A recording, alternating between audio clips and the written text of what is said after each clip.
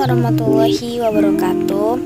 Perkenalkan, nama saya Rizka Nur Indah Pratiwi dengan nomor NPM 2108004. Kali ini materi pembahasan saya yaitu pendekatan esensialisme dalam pendidikan. Yang pertama yaitu hakikat pandangan esensialisme, dan yang kedua tokoh-tokoh pandangan esensialisme. Sebelum masuk ke materi pembahasan, saya ingin membahas tentang latar belakang dari esensialisme. Esensialisme itu sendiri merupakan gabungan dari filsafat realisme dan filsafat idealisme. Esensialisme muncul pada zaman Renaissance dengan ciri-ciri utama yang berbeda dengan progresivisme. Perbedaan utama antara filsafat esensialisme dengan progresivisme adalah dasar pijakan pendidikan yang sangat fleksibel dan terbuka untuk perubahan, toleran, dan tidak ada keterkaitan dengan doktrin tertentu.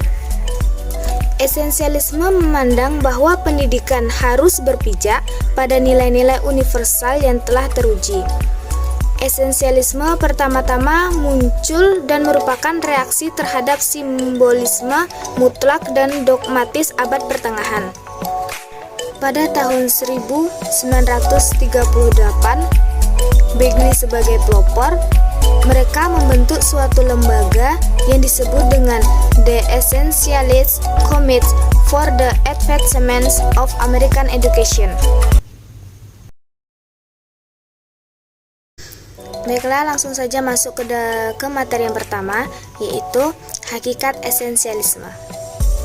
Secara umum, esensialisme dapat juga dipahami sebagai pendekatan yang mengasumsikan bahwa orang dan benda memiliki karakteristik umum yang alami dan esensial yang melekat, serta tidak berubah.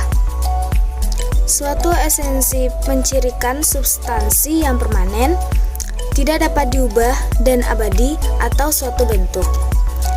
Esensialisme secara umum dapat dicirikan sebagai doktrin bahwa beberapa objek memiliki properti esensi. Dalam pendidikan, esensialisme adalah filosofi atau pendekatan pendidikan yang mengasumsikan dan mengusulkan bahwa semua anak harus mempelajari disiplin tradisional dan mata pelajaran esensial dasar secara menyeluruh dan setara dengan menyusun esensi makhluk itu.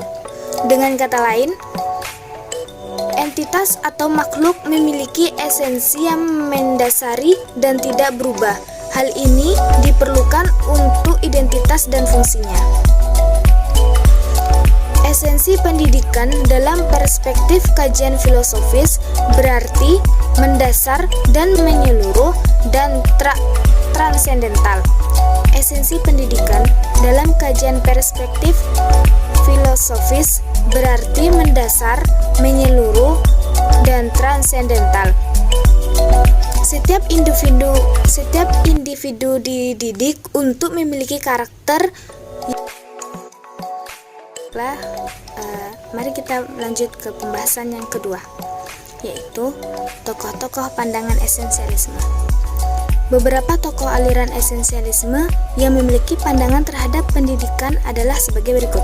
Yang pertama, yaitu Desiderius Erasmus. Desiderius Erasmus adalah seorang humanis Belanda yang hidup pada abad ke-15 dan pertengahan abad ke-16.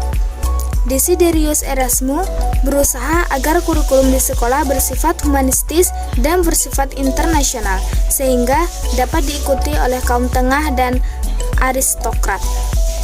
Yang kedua, yaitu Johann Amos Comenius, 1592 sampai 1670.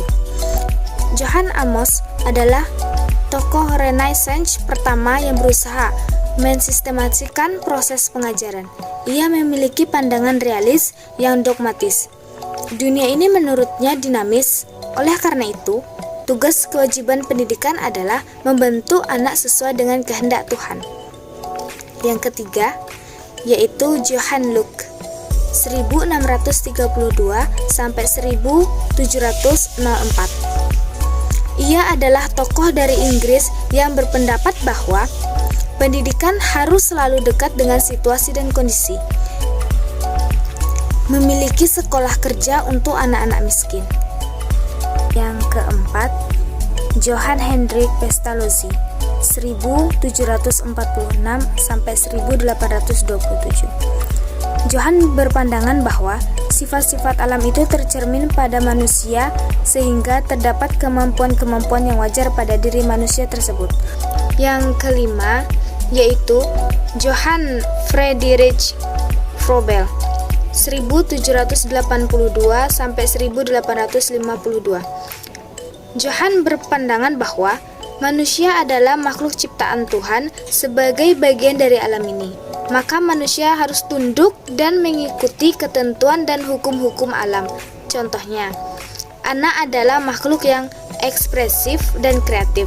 Oleh karena itu, tugas pendidikan adalah memimpin anak tersebut ke arah yang lebih baik dan kesadaran diri yang murni sesuai dengan fitrah kejadiannya. Yang keenam, yaitu Johann Friedrich Herbert 1776 sampai 1841. Johann adalah murid dari Immanuel Kant yang sangat kritis. Menurutnya, tujuan pendidikan adalah menyesuaikan jiwa seseorang dengan kebajikan yang mutlak. Hal ini berarti menyesuaikan dengan hukum-hukum kesusilaan yang disebut dengan pengajaran pendidikan dalam proses pencapaian pendidikan. Yang ketujuh, William T. Harris 1835 sampai 1909. Menurutnya, pendidikan adalah mengizinkan terbukanya realita berdasarkan susunan yang pasti berdasarkan kesatuan spiritual. Keberhasilan sekolah adalah sebagai lembaga yang memelihara nilai-nilai yang telah turun-temurun dan menjadi panutan penyesuaian diri setiap orang kepada masyarakat.